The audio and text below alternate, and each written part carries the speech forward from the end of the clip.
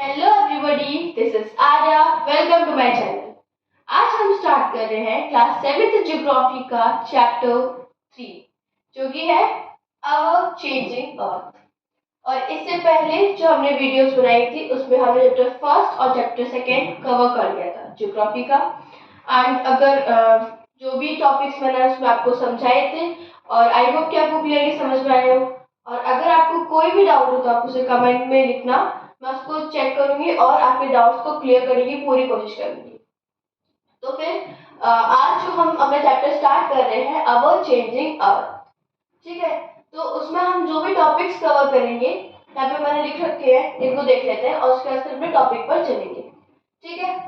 तो अवर changing earth जो है ये चैप्टर, ये जो टॉपिक्स दिए गए आपको, इन जब आप ये टॉपिक्स पढ़ लोगे तो आप देखोगे कि हाँ इन सब की वजह से मतलब जो भी इसमें चैप्टर में हो रहा है इसकी वजह से किस हिसाब से हमारा अर्थ जो है चेंज होता जा रहा है ना। क्या क्या उसमें मतलब चेंजेस आते जा रहे हैं और आते रहते हैं, अक्सर चेंजेस तो आते रहते हैं, है ना। तो पहला टॉपिक जो है वो होगा लिथोस्फियरिक प्लेट्स एंड उसके बाद सेकेंड है वॉल्केनो। थर्ड इज अर्थक्वेक, जिसमें हम अर्थक्वेक से प्रिकॉशंस की बात भी करेंगे और वोल्केनो अर्थक्वेक को पूरा डायग्रामेटिक वे में समझेंगे, पूरा डायग्राम बना के उसके बाद में उसको एक्सप्लेन करूंगी, ओके। एंड उसके बाद मेजर लैंडफॉर्म्स, ठीक है। फिर आएगा मेजर लैंडफॉर्म्स में work of river, work of sea waves, work of ice and work of wind, ठीक है। ये आएगा इसमें मेजर लैंडफॉर्म्स में। तो इसको हम करेंगे सेपरेट वीडियो में कवर। इसमें हम लिथोस्फेरिक प्लेट्स और वोल्केनो मतलब जहाँ तक कवर हो पाएगा आज इन तीनों में से हम उन्हें कवर कर लेंगे, ठीक है। फिनिश करेंगे, उसके बाद नेक्स्ट में हम इसको देखेंगे, ठीक है। तो अभी हम स्टार्ट करते हैं लिथोस्फेरिक प्लेट से। तो मैं इसे इरेज कर देती हूँ।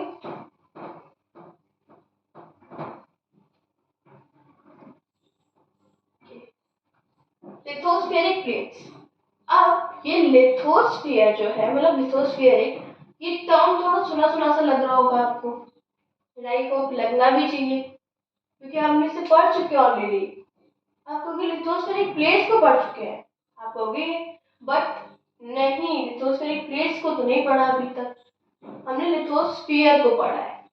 सुना होगा इस टर्म को, है ना, और सुना होना भी चाहिए क्योंकि हमने चैप्टर फर्स्ट और चैप्टर सेकेंड दोनों में इसको देखा है।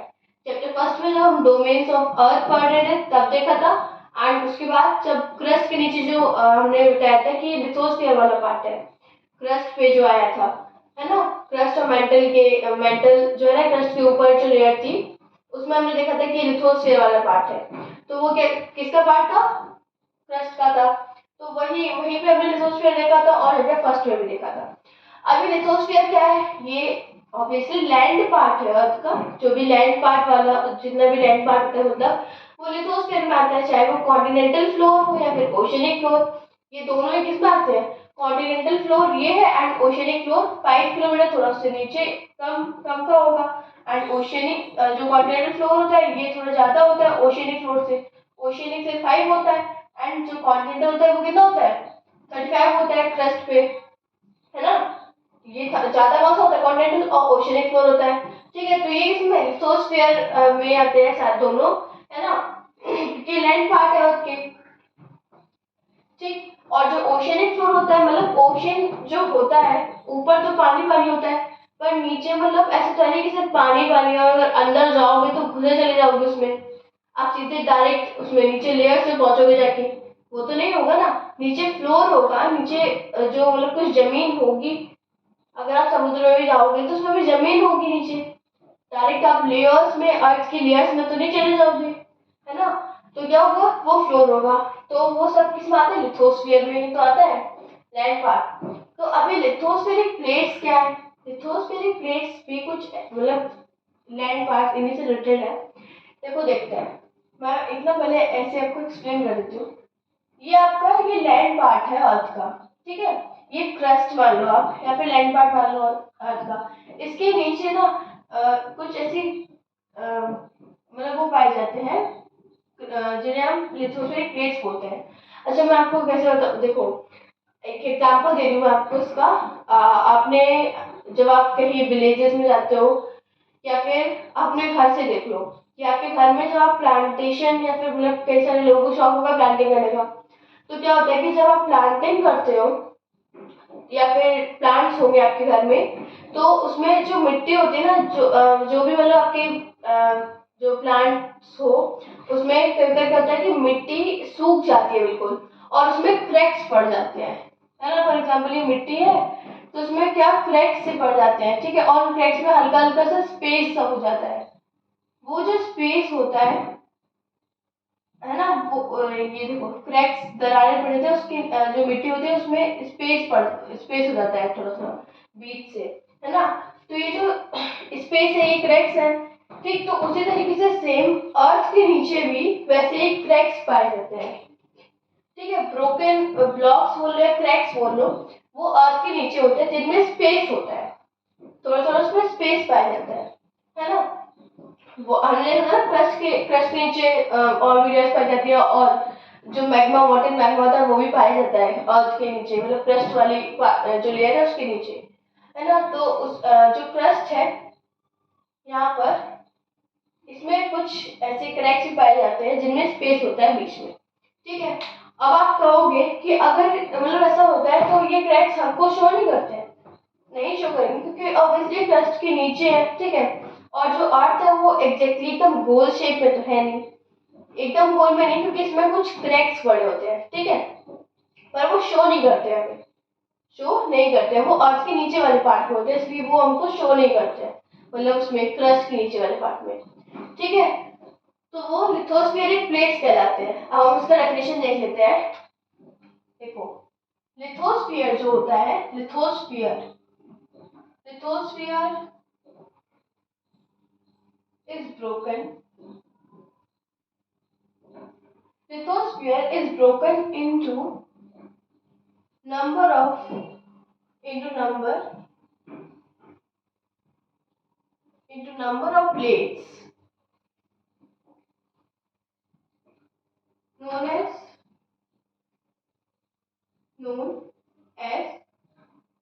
lithospheric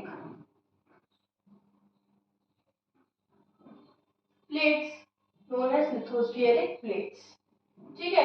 तो ये क्या था, लिथोस्फेरिक प्लेट्स होती है। लिथोस्फेयर होता है वो ब्रेक होता है, टूटा होता है, ब्रोकन होता है कई सारे छोटे छोटे प्लेट्स में, मतलब वो कई सारे होते हैं, बहुत सारे, मतलब नंबर में कोई काउंटिंग नहीं होती उनकी कि 100 है 1000 है, नहीं उनकी कोई काउंटिंग नहीं है, वो एंडलेस बहुत सारे हैं, है ना, पूरी अर्थ पे है वो तो, ठीक है। तो वो कई सारे प्लेट्स में ब्रोकन होता है लिथोस्फियर, जिसको क्या कहते हैं, लिथोस्फेरिक प्लेट्स कहते हैं। ये जो लिथोस्फेरिक प्लेट्स होती है ये मूवमेंट भी करती है, हिलती भी है, और जिसकी वजह से अर्थ भी है ना, मतलब हल्का हल्का शेक करते थे, हर मतलब हिलती रहती है। तो आपको अगर हिलती है तो हमको समझ में क्यों नहीं आता, मतलब जो हमारा मैं कहूँ आपसे कि जो हमारा लैंड पार्ट है वो हिलता रहता है। तो अब आप कहोगे कि मतलब नहीं ये झूठ है, हिलता नहीं रहता है, और क्योंकि हिलता रहता है तो हमको समझ में आता है, वो समझ में नहीं आता है, पर वो हिलता रहता है, मतलब शेक करता रहता है हल्का हल्का। ये प्लेट्स जो है ना ये एक दूसरे में हल्की हल्की टकराती रहती है, तो ये शेक करती रहती है, और जिसकी वजह से जो लैंड पार्ट हमारा वो भी शेक करता रहता है, बहुत मतलब बहुत ही थोड़ा, वेरी फ्यू इन मिलीमीटर, ठीक है। तो ये जो प्लेट्स होती है ये in a year few millimeters ही मूव करती है, फ्यू मिलीमीटर्स, इसकी बात कर रही हूँ, सबसे मतलब छोटी यूनिट जो आती है ना, फ्यू मिलीमीटर्स में जो छोटी यूनिट है उसमें ये प्लेट्स जो है ना ईयर्स में फ्यू मिलीमीटर्स ही मूव करते हैं। जैसे एक साल में कुछ मिलीमीटर्स, साल में पूरी ईयर में कुछ मिलीमीटर मूव करते हैं ये प्लेट्स, ठीक है। अब जो ये प्लेट्स मूव करती है तो इनके मूवमेंट जो होता है ना इनका, ये जो मैंने बताया आपको कि कुछ ही मिलीमीटर मूव करती हैं, तो because of the movement of this plates earth के सरफेस पर चेंजेस आते रहते हैं, है ना, क्योंकि इनका मूवमेंट होता है तो जिसकी वजह से, और ऑब्वियसली अर्थ के सरफेस के नीचे है तो कुछ ना कुछ चेंजेस तो अर्थ के सरफेस पे आएंगे ही आएंगे, है ना। तो इसलिए क्या होता है कि इनकी जो मूवमेंट है इसकी वजह से अर्थ के सरफेस पर जो है ना चेंजेस आ जाते हैं। जैसे कि एक प्लेट है एंड ये दूसरी प्लेट है, ये जब इनके बीच में स्पेस है, जब ये एक दूसरे में टकराएंगी तो फिर ये शेक करेगा और इसकी वजह से अर्थ में चेंजेस भी आते रहते हैं। ठीक है, लिथोस्फीयर प्लेट्स की बात चल रही है यहाँ पे। एंड जो मूवमेंट है इन मॉल्टन मैग्मा का हमारी अर्थ के इनसाइड में, मतलब आपको कि जो हमारी अर्थ है उसके इनसाइड मॉल्टन मैग्मा जो मतलब क्रस्ट के नीचे पाया जाता है मॉल्टन मैग्मा, तो जब वो मॉल्टन मैग्मा हिलता रहता है क्योंकि वो बहुत ज़्यादा हीटेड होता है ना, तो उसमें आप देखते हो कि जैसे उफान आती है दूध में, वैसे ही एकदम उस मैग्मा में भी उफाने आते रहते हैं। तो जब वो हिलता है मैग्मा तो वो इन प्लेट्स को भी शेक कर देता है। वो प्लेट से टच होता है तो प्लेट्स पे टच होता है तो एक दूसरे प्लेट टकराती है, जिससे क्या होता है ये प्लेट्स भी शेक करती है। ठीक है, पर बहुत ही हल्का सा, in a year few millimeters only they shake. ठीक है, तो ये मतलब प्लेट्स शेक क्यों करती है? Why these plates shake? Why these plates shake? So answer is because of molten magma. Because of molten magma, these plates always get shaking. ठीक है, देख रहे हैं पे लिखा है, शो कर रहा हूँ मैं, इसलिए साइड से हटाती हूँ ताकि आपको शो करे वो जो ये है ना कि मॉल्टन मैग्मा जब वो शेक करता है, हिलता है या उफाने मारता है, तो फिर इसकी वजह से प्लेट से टच होता है और हमारा जो प्लेट्स है वो भी शेक करती हैं। ठीक है, ये काफी सर्कुलर मैनर में मूव करता है। जो मॉल्टन मैग्मा है हमारी अर्थ में वो सर्कुलर मैनर में मूव करता है, तो वो टच होता है जब, तो फिर ये प्लेट्स हिलती हैं। तो ये सब था लिथोस्फेरिक प्लेट्स का। अब उसके बाद हम चलेंगे अर्थ के मूवमेंट की तरफ, मतलब एक टेबल बनाएंगे जिसमें हम देखेंगे अर्थ के 2 टाइप्स के मूवमेंट होते हैं और इन मूवमेंट्स पे पूरा चैप्टर जो है ना मतलब डिवाइडेड है। एक होता है एक्सोजेनिक और एक होता है एंडोजेनिक। ठीक है, तो एक्सोजेनिक और एंडोजेनिक के मतलब एग्जांपल्स को हम इस चैप्टर में पढ़ेंगे अंदर, और उससे देखेंगे कि हमारे अर्थ पे चेंजेस कैसे आते हैं, हमारी अर्थ पे चेंज कैसे आते हैं। पहले मैं यहाँ पे आपको बस वो टेबल एक्सप्लेन करूंगी और अभी कुछ नहीं, मतलब चैप्टर के अंदर अभी उसमें नहीं जा रहे हैं, इनके एग्जांपल्स को डीपली एक्सप्लेन मतलब समझ नहीं रहे हैं, बस एक टेबल जो आपके बुक में दी गई है उसको मैं यहाँ पे बना के एक्सप्लेन करूंगी। ठीक है, और उसके हिसाब से जब आपको टेबल समझ आओगे ना तो उसके हिसाब पे अभी पूरा चैप्टर इजीली समझ जाओगे, क्योंकि वो जो चैप्टर है वो डिवाइड ही इस तरीके से है कि इन दोनों पे ये चैप्टर आप कह सकते हो कि डिवाइडेड है इन दोनों पे, इस अर्थ के मूवमेंट्स के हिसाब से चैप्टर डिवाइडेड है।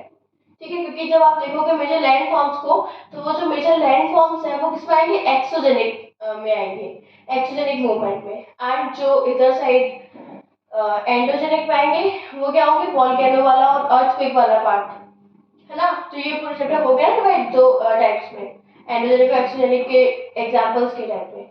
ठीक है, तो मैं यहाँ पे लिख रही अर्थ का movement, earth movement, MOVEMENT, earth movement. Okay, earth का मूवमेंट। यहाँ पे मैं एक ब्लॉक बना रही, उसे देखना आप लोग।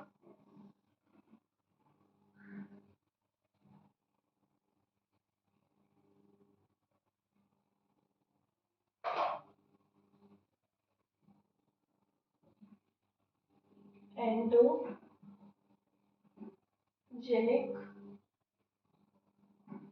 और इधर एक्सोजेनिक।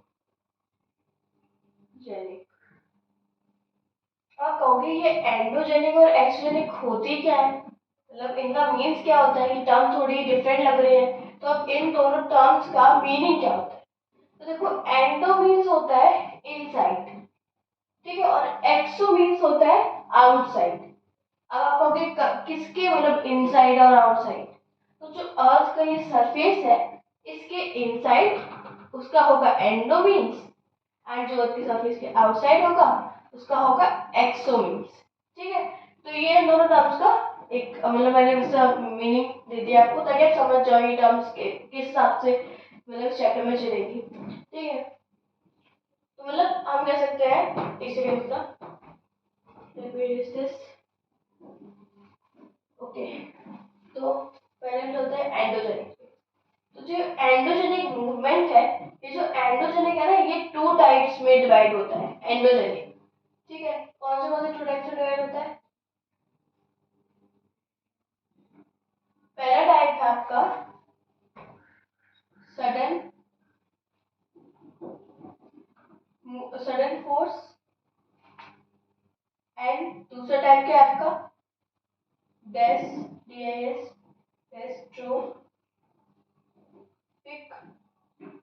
या फिर स्लो फोर्स। ठीक है, पहला क्या है सडन फोर्स एंड सेकेंड क्या है डेस्ट्रोपिक फोर्स। ठीक है, अब जो ये सडन फोर्स है, ये सडन फोर्स, ये यहाँ पे इसके मैं एग्जांपल्स लिए जो कि आप एग्जांपल्स बुक में डीपली मतलब पढ़ेंगे, उन एग्जांपल्स के बारे में पढ़ेंगे, है ना, जिससे हमको समझ आएगा कि वो कैसे बात को चेंज करते हैं। तो पहला एग्जांपल है हमारा अर्थक्वेक।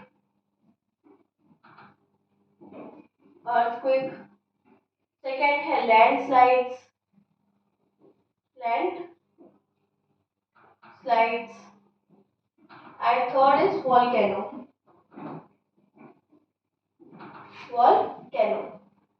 उसके बाद डेस्ट्रोपिक फोर्स में क्या है? डेस्ट्रोपिक फोर्स में बिल्डिंग ऑफ माउंटेन्स है। अब पहले हम इसको समझ लेते हैं क्या है सडन फोर्स और डेस्ट्रोपिक फोर्स। बिल्डिंग माउंटेन्स, ठीक है। तो अब देखो, अब पहले मैं सडन फोर्स और डेस्ट्रोपिक फोर्स या फिर स्लो, इसका आपको मीन्स बता दूं कि यहाँ पे क्यों ये यूज किया गया है। सडन फोर्स मीन्स जहाँ पर फोर्स बहुत ही जल्दी मतलब बहुत ही क्विकली लगे, बहुत ही झटके में लगे एकदम से। ठीक है, मतलब जिसका कहते हैं ना कि बहुत जल्दी लगे एकदम स्पीड में। यहाँ पे स्लो आप देख रहे हो, स्लो से तो आपको समझ में आ रहा होगा यहाँ पे जो मूवमेंट है वो धीरे धीरे होगा और सडन में बहुत जल्दी मूवमेंट होगा। जैसे वॉल्केनो जब इरप्ट करता है तो ऐसा तो नहीं कि धीरे धीरे इरप्ट करता है, बहुत जल्दी एकदम से फटता है वॉल्केनो, है ना, बहुत जल्दी फटता है जो वॉल्केनो होता है। ठीक है, तो ये सडन फोर्स में आता है इसलिए क्योंकि इसमें फोर्स जो है एकदम क्विकली लगता है। ठीक है, इसलिए इसमें आता है सडन फोर्स में। अर्थक्वेक होता है जो झटके में आता है, ऐसा नहीं कि अर्थक्वेक आ रहा है आ रहा है आ रहा है, नहीं, झटके में आता है, बहुत तुरंत ही एकदम से आता है। और जब डिस्ट्रॉय करना होता है ना तो फिर ये उस झटके में ही सब कुछ डिस्ट्रॉय कर देता है तुरंत। ठीक है, ऐसा तो नहीं कि धीरे धीरे आ रहा है धीरे धीरे डिस्ट्रॉय कर रहा है। ठीक है, बारिश की तरह नहीं है कि धीरे धीरे बारिश हो रही है, वो अलग ही है। ठीक है, बहुत एकदम तुरंत ही इसमें फोर्स लगता है और काफी तेज फोर्स लगता है। जब ये अर्थक्वेक ज्यादा डिस्ट्रक्टिव होता है तो इसमें फोर्स जो है ना बहुत ज्यादा लगता है। ठीक है, काफी तेज फोर्स लगता है जिससे क्या होता है कि वो उसी तुरंत मतलब उसी झटके में डिस्ट्रॉय कर देता है सब कुछ। ठीक है, तो वो किसमें आएगा सडन फोर्स में आएगा। लैंडस्लाइड्स में क्या होता है कि जो माउंटेन्स है या बिल्डिंग्स टूट के गिरने लगती है।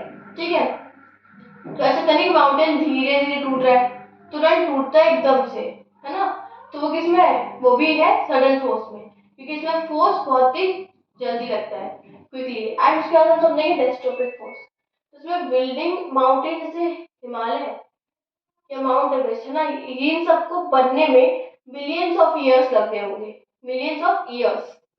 ठीक है, तो ये किसमें आता है डेस्ट्रोपिक फोर्स में, जहाँ पर जो ये फोर्स है ये धीरे धीरे चल रहा है एंड इसको लगने में, इसको मतलब करने में ईयर्स लग जाएंगे, सालों लग जाएंगे, है ना, मतलब मिलियंस ऑफ ईयर्स या उससे भी ज्यादा लग सकते हैं। ठीक है, क्योंकि इसका कुछ क्लियर नहीं कब बनेगा जाके। ठीक है, तो उसी तरीके से जैसे माउंटेन्स मैंने आपको बताया कि जैसे माउंट एवरेस्ट या हिमालय बना है तो क्या है, वो उसे बनने में ऐसा तो नहीं कि एक साल में बन के खड़ा हो गया इतना बड़ा, उसे बनने में टाइम लगा है, इसलिए वो डेस्ट्रोपिक है, स्लो फोर्स में है। ठीक है, तो उसके एग्जांपल मैंने दे दिया आपको earthquake, landslide and volcano sudden force का, एंड बिल्डिंग ऑफ माउंटेन किसका है डेस्ट्रोपिक फोर्स का। ठीक है, एक्सोजेनिक का जब मैं लूंगी एक सेकेंड, यस, एक्सोजेनिक, एक्सोजेनिक जो होता है ये भी इसका भी पार्ट होता है। कौन सा पार्ट होता है इसका? एक्सोजेनिक का पार्ट है पहला वाला erosional, erosional and depositional. And depositional. ठीक है, तो ये किसके है, एक्सटर्नल की पार्ट है। ये सब कहाँ होते हैं, अर्थ के सरफेस के ऊपर, ऊपर ही मतलब इनका प्रोसेस होता है। और जो अर्थक्वेक है ये नीचे से स्टार्ट होता है तब जाके ये ऊपर आता है। मतलब इस तरीके से हम डायग्राम समझेंगे तब देखेंगे कैसे नीचे से स्टार्ट होता है ये, है ना। मतलब फोकस से स्टार्ट होता है ये अर्थक्वेक, नीचे जो कि क्रस्ट पे होता है फोकस। और जैसे कि ये जो इरोजनल और डिपोजिशनल है ये सब कहाँ होते हैं, ये अर्थ के सरफेस के ऊपर ही स्टार्ट होते हैं। ठीक है, जो भी डिस्ट्रॉय करते हैं सब कुछ अर्थ के मतलब सरफेस के ऊपर ही होते हैं। अब जैसे रिवर या फिर ओशन सीज है, तो इनमें जब होता है स्टार्ट, कुछ भी सुनामी या कुछ आता है तो ये सब अर्थ के सरफेस के ऊपर ही तो होता है ना। बट जैसे अर्थक्वेक आया तो अर्थक्वेक में जैसे रिवर्स या इनमें डिस्ट्रॉय हुआ तो इनमें भी डिस्टरबेंस होने लगता है, ओशन या सीज में भी डिस्टरबेंस होने लगता है अर्थक्वेक की वजह से, है ना। तो ठीक है, चलो हम इसके एग्जांपल्स देख लेते हैं। इसके एग्जांपल्स में आएगी रिवर, रिवर, आइस, विंड, सी वेव्स, सी वेव्स। ठीक है, अब यहाँ पे आइस की जगह आप ग्लेशियर्स भी कर सकते हो, ग्लेशियर्स, ग्लेशियर्स में तो आइस होती है ना। ठीक है, तो रिवर, आइस, विंड, सी वेव्स, ये किसके हैं, एक्सोजेनिक के हैं, जिसमें इरोजन और डिपोजिशन होता है, ये सब अर्थ के सरफेस के ऊपर होता है। सी वेव्स भी अर्थ के सरफेस के ऊपर होंगी। आइस जो ग्लेशियर्स है वो मेल्ट होंगे तो ऑब्वियसली अर्थ के सरफेस के ऊपर ही होंगे। तो जब ये मेल्ट होते हैं तो अर्थ के सरफेस के ऊपर होते हैं और ये जो चेंज होता है ये एक्सोजेनिक होगा इसलिए, है ना। और ये भी तो अर्थ को चेंज ही तो करता है। जब भी ग्लेशियर्स मेल्ट होंगे तो ये अर्थ वहां पे चेंज होगी, वहां पे चेंजेस आएंगे कुछ अर्थ में, है ना। और रिवर जो होते हैं ये भी अर्थ के सरफेस के ऊपर ही करती है। रिवर जैसे लावा है वो तो नीचे रहता है अर्थ के, पर रिवर तो अर्थ के ऊपर सरफेस के ऊपर रहती है ना। ये क्या करती है, अर्थ के सरफेस के ऊपर डिस्ट्रॉय करती है जो भी मतलब करना होता है। ठीक है, सी वेव्स क्या है, अर्थ की सरफेस के ऊपर। विंड भी अर्थ की सरफेस के ऊपर चलती है, नीचे क्रस्ट मेंटल कोर में तो नहीं चलती है। ठीक है, आइस, ग्लेशियर ये भी सब ऊपर ही रहते हैं, रिवर भी। ठीक, तो ये क्या है, एक्सोजेनिक के हैं सारे और ये एंडोजेनिक के। ठीक है, तो आई होप ये अर्थ का मूवमेंट आपको समझ में आ गया होगा। ठीक है, तो अब हम इन्हीं के बारे में पढ़ेंगे इस चैप्टर में सब। तो मैंने आपसे कहा था ना कि जब हम इसको देख लेंगे तो हमको समझ में आएगा कि अर्थ जो चैप्टर है हमारा ये एक्सोजेनिक और एंडोजेनिक एग्जांपल्स पे डिवाइडेड है, क्योंकि हम इस चैप्टर में पढ़ेंगे अर्थक्वेक और वोल्केनो को पढ़ेंगे और अर्थक्वेक को पढ़ेंगे। ठीक है, तो ये एंडोजेनिक में आ जाएगा। ठीक, और क्या बोलते हैं जो ये सब है हमारा, इसमें हम जब मेजर लैंडफॉर्म्स पढ़ेंगे तो वहाँ पे आइस या ग्लेशियर, ठीक है, रिवर्स, विंड और सी वेव्स को देखेंगे तो ये एक्सोजेनिक में आ जाएगा। ठीक है, तो ये सब क्या है, अर्थ के मूवमेंट के ऊपर ये चैप्टर पूरा डिपेंडेड है। ठीक है, इससे हमें समझ रहा है कि हमारे अर्थ पे चेंजेस किस हिसाब से ये सब लेके आते हैं। सो चलते हैं वॉल्केनो वाले पार्ट पे। वॉल्केनो को समझ लेते हैं, वॉल्केनो बहुत छोटा सा पार्ट है, कुछ नहीं है इसमें, बस इसका डायग्राम हमें समझना है। ठीक है, और उसके बाद नेक्स्ट वीडियो में हम अर्थक्वेक को देख लेंगे, अर्थक्वेक कवर करेंगे। ओके,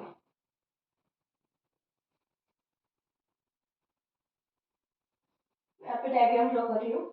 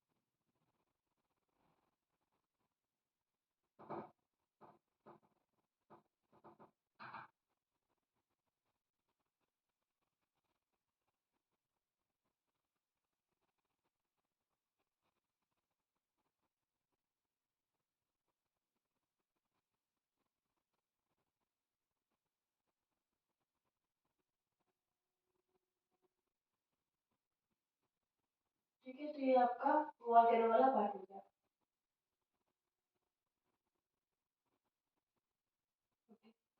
एंड यहाँ से ये निकल रही है।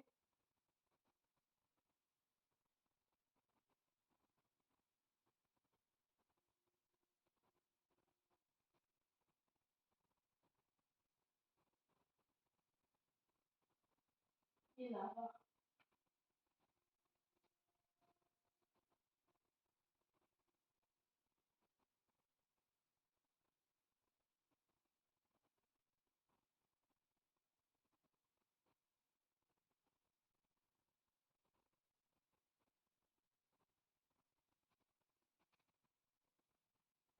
ठीक है, तो ये यहाँ पे ड्रॉ हो गया, ये वॉल्केनो। ठीक है, एक रफ डायग्राम मैंने यहाँ पे ड्रॉ कर दिया है। समझ में तो आ ही रहा होगा आपको, मुझे बस एक्सप्लेन करना है आपको यहाँ पे। एंड चलो शुरू करते हैं एक्सप्लेनेशन। ठीक है, तो यहाँ पे देखो, ये जो वॉल्केनो में ये जो जा रहा है, ये पार्ट यहाँ से यहाँ तक, ये वेंट कहलाता है। ये इसका मेन पार्ट है, वॉल्केनो का जो सबसे मेन पार्ट है ये वेंट है। ओके, एंड उसके बाद जहाँ से ये गैस और स्मोक निकल रहा है, ये वाला, ये पार्ट इसका माउथ कह लो इसे, ये होता है क्रेटर। ओके, एंड जो ऊपर ही निकल रहा है ये गैसेस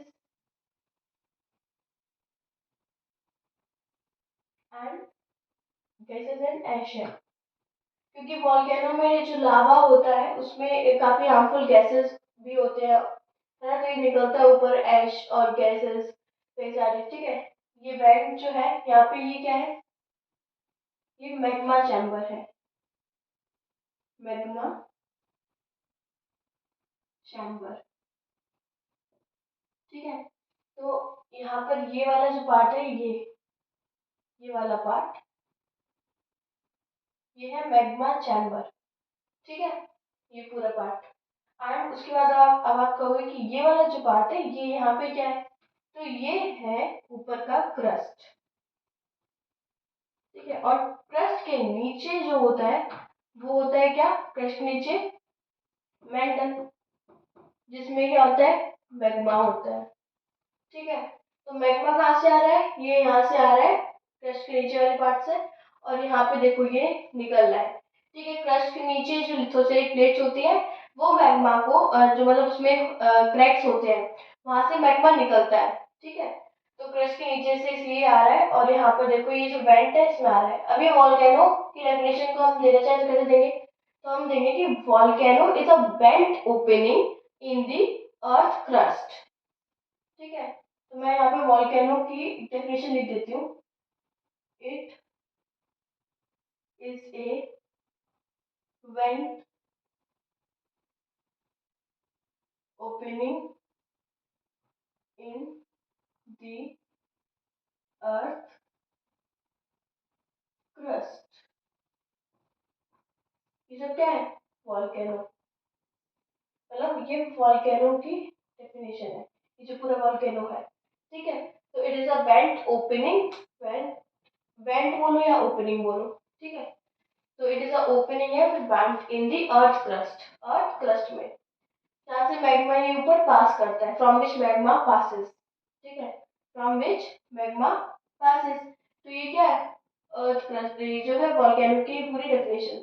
ठीक, और यहाँ पे सारे इसके पार्ट है, और यहाँ से जो ये निकल रहा है, जिसके यहाँ से इधर से ये निकल रहा है, ये सब क्या है, ये है लावा। क्या है ये सब, ये है लावा।